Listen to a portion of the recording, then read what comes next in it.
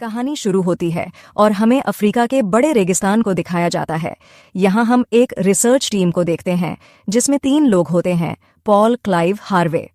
खैर, यहाँ क्लाइव बाकी दोनों को बताता है कि उसे एक जगह के बारे में पता चला है और उसकी मशीन की रीडिंग के अनुसार वहाँ एक ज्वालामुखी का पाइप हो सकता है। क्लाइव कहने लगता है कि हमें वहाँ हीरे यानी डायमंड भी मिल सकते हैं। अब उनका काम ही था ऐसे इलाकों में कीमती चीजों को ढूंढना। खैर, अगले सीन में वे तीनों उस जगह पर जाने लगते हैं। पॉल को वो लोकेशन देखने में काफी अजीब लगती है क्योंकि उसे वहां रेत में लगे हुए कुछ डंडे दिखाई देते हैं। साथ ही उन डंडों के ऊपर एक अजीब तरह का मास्क भी लगा हुआ था। आगे जाने पर उन्हें एक काफी बड़ा पत्थर दिखाई देता है। अब पॉल जैसे ही पत्थर का सैंपल लेने के लिए उस पर हथौड़े से अटैक करता है। हम देखते हैं कि वह पत्थर अंदर से खोखला है और वह हथौड़े से आसानी से टूट रहा है। पॉल उसके अंदर देखने लगता है। तभी उस पत्थर के अंदर से एक क्रीचर उस पर हमला कर देता है और उसे मार डालता है। सीन यहाँ से शिफ्ट होता है और हम कोलंबिया सिटी में एक लैब को देखते हैं जहाँ डॉक्टर जैक अपने सारे साइंटिस्ट के साथ एक टीम की मदद कर रहा होता है। वो टीम एक रूम में फंसी थी और उस रूम का टेम्परेचर बहुत तेजी से कम हो रहा था। दरअसल सिस्टम में कुछ कमी की वजह से ऐसा हो रहा था। टीम के सभी मेंबर जैक से हेल्प मांगने लगते हैं। फिर जैक किसी तरह खुद ही उस गड़बड़ को ठीक करके टीम की जान बचा लेता है। तब उसका बॉस वहां आकर उसकी तारीफ करता है। उसके बाद वो जैक को दूसरी साइड पर काम करने के लिए भेज देते हैं। इसके बाद जैक उसी रेगिस्तान में आ जाता है, लेकिन टैक्सी वाला उसे रोड पर ही छोड़कर चला जाता है। कुछ देर में उसे वहां लेने एक ऑफिसर आता है। वो जैक को एक माइनिंग कंपनी के बेस पर ले आता है। वहां उसे जोहान और एक लेडी ऑफिसर मिकी मिलती है। फिर जैक उन्हें बताता है कि वो एक साइंटिस्ट है और कंपनी ने उसे यहाँ भेजा है। अब मिकी उसके सामान की चेकिंग करने लगती है। उसके पास एक मशीन भी होती है। जैक उसके बारे में बताता है कि यह मशीन रेत के 100 फीट नीचे के पानी को ढूंढ सकती है और साथ ही यह किसी भी अजीब फ्रीक्वेंसी का पता लगा सकती है। जैक ने अपनी इस मशीन का नाम चार्ली रखा होता है। तभी वहां एक ऑफिसर टाइटस रेत से एक मरे हुए सांप को लेकर आता है। अब मिकी जैक की एंट्री के लिए एक डायरी को ढूंढने लगती है, लेकिन उस डायरी को जोहान अपनी पैंट में डाल लेता है। तभी एक ऑफिसर कार्ल को जोहान की यह बात अच्छी नहीं लगती और वह जोहान को पीटने लगता है। इसके बाद मिकी उससे डायरी ले लेती है। उसके बाद जैक सबके साथ मिलकर उसी टीम की तलाश में निकल जाता है जिस टीम को हमने मूवी की शुरुआत में देखा था। किसी को उस टीम के बारे में नहीं पता कि वो कहाँ है। खैर, उन्होंने अपने ट्रक के ऊपर काफी सारा ऑन ऑयल रख लिया होता है क्योंकि उन्हें नहीं पता कि उन्हें कितने टाइम तक डेजर्ट में रहना पड़ेगा। उनकी ट्रक ड्राइवर एक लेडी मेगडा होती है। इसी बीच जाते वक्त टाइटस को एक बूढ़ा आदमी एक लॉकेट देता है और उस लॉकेट का चेहरा देखने में बिल्कुल वैसा ही था जैसा कि डेजर्ट में लगे अजीब डंडों पर था। डेजर्ट में काफी आगे जाने पर उन्हें पिछली टीम का ट्रक मिल जाता है। उन्हें ट्रक के पास ही 2 लोगों के कंकाल मिलते हैं। कार्ल उन बॉडीज को देखकर समझ जाता है कि यह क्लाइव और पॉल की है। मिकी कहती है कि इनकी मौत तो अभी 7 घंटे पहले ही हुई है, तो इतनी जल्दी इनकी बॉडी कंकाल में कैसे बदल गई। वो इन्वेस्टिगेशन के लिए पुलिस को कॉल करने को कहती है। तभी कार्ल कहने लगता है कि यह काम जरूर हार्वे ने किया है क्योंकि वहां उनके सामने हार्वे की बॉडी नहीं थी। तभी टाइटस उन्हें अपने पास बुलाकर कुछ दिखाने लगता है। उसे वहां किसी के पैरों के निशान मिलते हैं। अब वो उन निशानों का पीछा करने लगते हैं। उन्हें लग रहा था कि यह निशान हार्वे के होंगे। कुछ देर तक पैरों के निशानों का पीछा करते हुए टाइटस बताता है कि जो निशान शुरू में थे वो 2 पैरों के निशान थे, लेकिन अब उन्हें 4 पैरों के निशान मिल रहे हैं। फिर वो आगे चलते हुए उसी जगह पर आ जाते हैं जहां वो डंडे लगे हुए थे। वो जगह देखने में काफी अजीब थी। जैक जैसे ही यहाँ एक मास्क को छूने की कोशिश करता है, तभी टाइटस उसे किसी भी चीज को छूने से मना कर देता है। अब टाइटस देखता है कि जैसा लॉकेट उसके पास है वैसे ही यहाँ मास्क लगा हुआ है। ये देखकर वह घबरा जाता है और सबसे कहने लगता है कि वह जल्दी से यहाँ से निकले। इसके बाद मेघड़ा उनके पास ट्रक लेकर आती है और वह उसमें बैठकर यहाँ से जाने लगते हैं। कुछ दूर आगे जाने पर उन्हें एक और डेड बॉडी का कंकाल मिलता है। कर्ट बॉडी को पहचान लेता है और कहता है कि यह बॉडी हार्वे की है, लेकिन कार्ल को अब भी यकीन नहीं आ रहा था कि वो उसकी बॉडी है। वो मेघड़ा से कहता है कि हमें आगे जाकर किलर का पता लगाना चाहिए, लेकिन मेघड़ा उसे आगे जाने से मना कर देती है और कहती है कि कुछ टाइम बाद रात होने वाली है, इसीलिए वह रात में ट्रक को नहीं चलाएगी। खैर, इसके बाद वह सब यहीं रुककर रात गुजारने लगते हैं। लेकिन जैक को अभी नींद नहीं आ रही थी। वो अपनी आज के दिन की यादों को याद करने लगता है। फिर वो एक बॉक्स लेकर उसे स्केटबोर्ड बना लेता है और अकेला ही रेत पर से फिसलने लगता है। उसे ऐसा करते हुए मिकी देख रही थी। वो उसकी मशीन को उसके पास लाती है और कहती है कि यह काफी टाइम से आवाज कर रही है। जैक मशीन को देखता है और बताता है कि शायद यह यहाँ चलने वाली ठंडी हवाओं की वजह से हो रहा है। खैर, यहाँ मिक्की उसके क्लोज आने लगती है और वो एक दूसरे के साथ बातें करने लगते हैं। कुछ देर बाद मिक्की ट्रक में सोने चली जाती है, लेकिन जैक अभी बाहर ही था। तभी हम देखते हैं कि उस पर वहीं क्रीचर नजर रख रहा है। तभी अचानक उसकी मशीन तेज आवाज करने लगती है, यानी उसने क्रीचर से आने वाली फ्रीक्वेंसी को पहचान लिया था। जैक को कुछ समझ नहीं आता कि ये ऐसा क्यों कर रही है। वो अपने आसपास चेक करता है, लेकिन उसे वहां कोई दिखाई नहीं देता। तभी अचानक से वो क्रीचर उसके सामने आ जाता है। जैक उसे देखकर बहुत डर जाता है और चिल्लाने लगता है। वो ट्रक के पास जाकर सबको जगाने लगता है और उनसे कहता है कि उसने अभी वहां कुछ अजीब चीज देखी है। काल वहां देखता तो है, लेकिन वो क्रीचर वहां से चला गया था। अब काल उससे कहता है कि शायद तुमने ड्रिंक कर ली है, इस वजह से तुम ऐसा कह रहे हो। इस पर जैक उससे कहता है कि उसने एक भालू जितनी बड़ी कोई चीज देखी। फिर काल उससे कहता है कि यह अफ्रीका का डेजर्ट है और यहाँ जानवरों का दिखना एक आम बात है। इसके बाद मिकी बताती है कि उस डेड बॉडी की हड्डियां उस जगह से गायब हो गई हैं। अब कार्ल को जैक पर ही शक होने लगता है। उसे लगता है कि उसने ही हड्डियां कहीं छिपाई होंगी। जैक कहता है कि मैं एक साइंटिस्ट हूं, मेरा काम केवल डाटा को कलेक्ट करना है और उसका पता लगाना, और वैसे भी मेरे पास हड्डियों का क्या काम। उसके बाद टाइटस उन्हें ऐसी खुल्लू, जो कि एक क्रिएचर है, के बारे में बताने लगता है, जो कि रेत की रानी है। वो इस दुनिया में अकेली है और वही इंसानों की बॉडी से उनका मांस खींच लेती है और बचती है तो केवल हड्डियां। काल को उसकी बातें बकवास लगती हैं।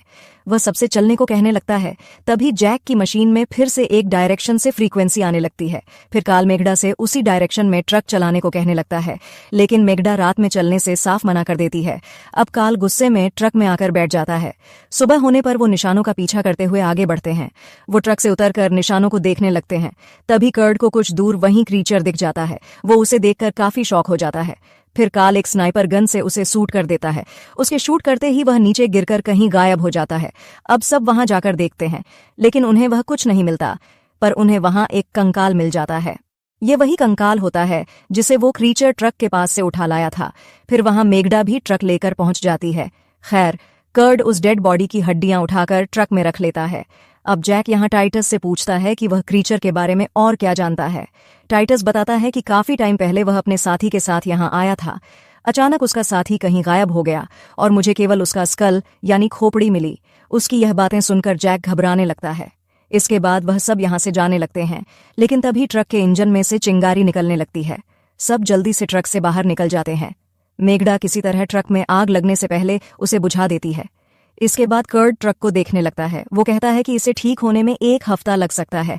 अब मिक्की रेडियो से बेस पर कांटेक्ट करने की कोशिश करती है, लेकिन उसे सिग्नल नहीं मिलते। वो सभी यही रुकने का डिसाइड करते हैं। कुछ देर में उनके पास से एक हेलीकॉप्टर उड़ के जाता है, लेकिन वो इन्हें नहीं देख पाता। अब जैक काफी परेशान होने लगता है। तब मेगडा उसे बताती है कि कंपनी हमारे लिए एक ट्रक भेज देगी जब हमें डेजर्ट में 2 दिन हो जाएंगे। अब वो यहाँ पर अपना टेंट भी लगाने लगते हैं। दूसरी तरफ हम देखते हैं कि जोहान एक ट्रक लेकर उन्हें ढूंढने के लिए निकल गया है। अब रात में वो एक एक करके नजर रखने लगता है।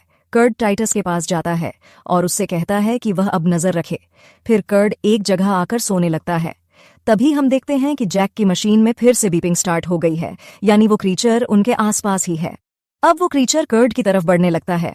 टाइटस जैसे ही कर्ड को उठाता है वो काफी डर जाता है, क्योंकि क्रीचर एक तरह की चींटियों के जरिए उस पर अटैक कर रहा था। कर्ड की बॉडी को वो खा रहा था टाइटस। यह देखकर डर जाता है और बाकियों को बुलाने लगता है। तभी चींटियां अब टाइटस के हाथ पर भी अटैक कर देती हैं। अब काल वहां आकर उन पर गन से शूट करता है, लेकिन गोलियों का उस पर कोई असर नहीं होता। वो सब बचकर ट्रक में चढ़ जाते हैं। इसके बाद काल ऑनेल कैन लेकर उस पर ऑनेल फेंकने लगता है। इसके बाद वह एक लाइटर से उन्हें जलाने की कोशिश करता है, लेकिन मेगडा उसे ऐसा करने मना कर देती है, क्योंकि अगर यहां आग लगी तो उनके ट्रक पर रखा ऑनेल ब्लास्ट हो जाएगा। इसमें वह सब मारे जाएंगे। तभी वह देखती है कि ऑनेल की वजह से वो चींटियां दूर हट रही है, यानी उस क्रीचर की कमजोरी पेट्रोल ऑयल है। इधर टाइटस की कंडीशन खराब होने लगती है और जैक की मशीन में फिर से आवाज आने लगती है। फिर जैक ऑनेल को ट्रक के बाहर फेंकने चला जाता है। जब वह ऑनेल डाल रहा होता है, तभी वहां वह क्रीचर आ जाता है और उसकी तरफ बढ़ने लगता है। क्रीचर जैसे ही उस पर अटैक करने वाला होता है, काल उसे सूट कर देता है। अब वह क्रीचर वहां से जाने लगता है, लेकिन काल उसे फिर से सूट करने लगता है। लेकिन जैक उसे ऐसा करने से रोकता है। इसे लेकर वो दोनों आपस में लड़ने लगते हैं। फिर वहां मिकी आकर उन्हें रोकती है और कहती है कि हमें एक साथ मिलकर उसे लड़ना होगा, वरना वह क्रीचर हम सबको मार डालेगा। उसके बाद वह सब डिसाइड करते हैं कि वह क्रीचर से बचते हुए किसी तरह हेल्प लेकर आएंगे। मेगडा कहती है कि वह टाइटस के साथ इसी ट्रक में रहेगी और उसका ट्रीटमेंट करेगी।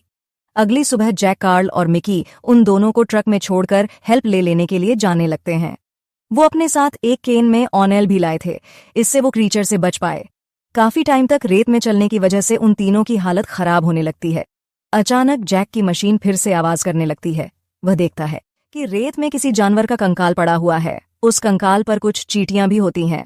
जैक उन चींटियों को देखकर बताता है कि इन चींटियों के पास फॉर्मिक एसिड है। ये एसिड बाकी एसिड से खतरनाक है और इसी एसिड से यह चींटियां लोगों को मार रही हैं। इसी बीच उनकी तरफ रेत का तूफान आने लगता है। तूफान काफी तेज था, इस वजह से वह तीनों एक दूसरे का हाथ पकड़े रहते हैं।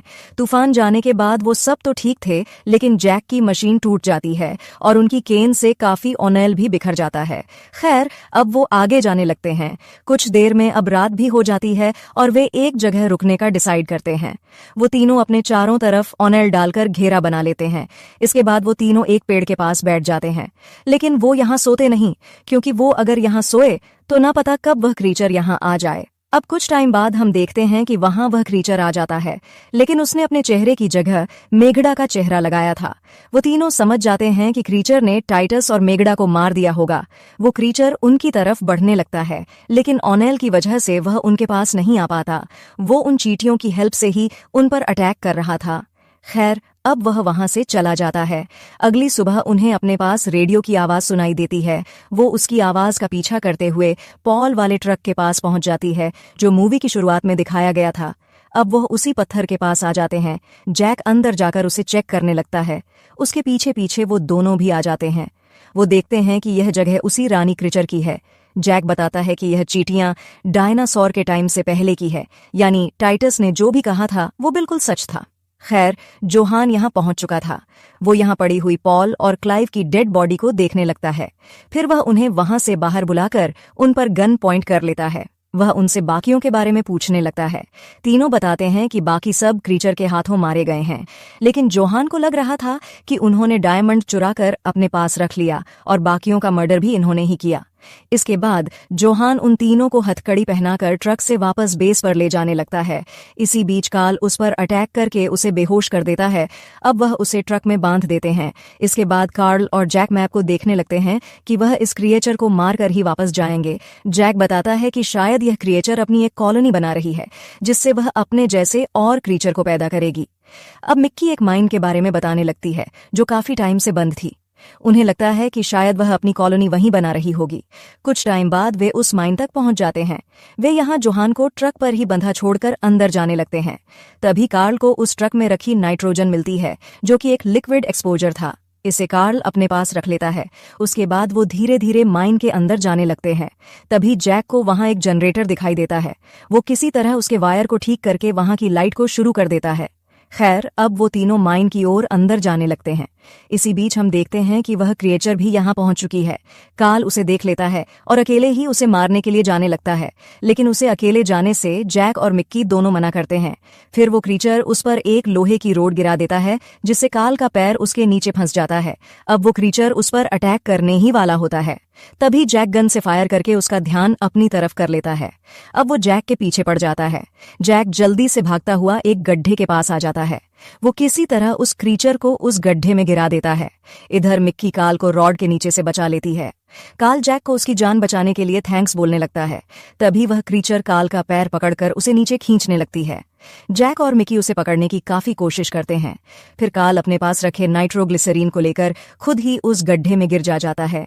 तभी वहां एक केमिकल ब्लास्ट हो जाता है। जैक और मिक्की उस ब्लास्ट से बचते हुए दूसरे हिस्से में आ जाते हैं।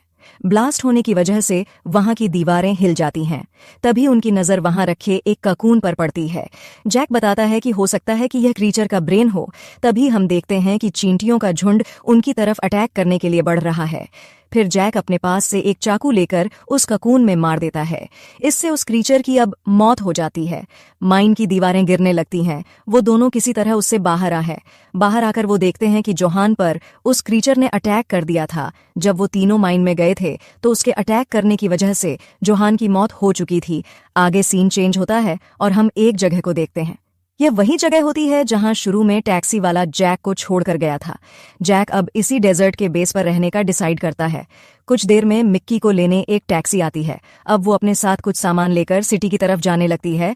वो जाते हुए जैक को वही लॉकेट देती है जिसे बूढ़े आदमी ने टाइटस को दिया था। इसके बाद वह यहाँ से जाती है। तभी हम देखते हैं कि जो सामान वह अपने साथ ले जा रही है उसके अंदर उसी क्रिएचर का एक ककून भी है। और इसी सस्पेंस के साथ ही मूवी यहीं पर खत्म हो जाती है। अगर मूवी पसंद आई हो तो वीडियो को लाइक और चैनल को सब्सक्राइब करें।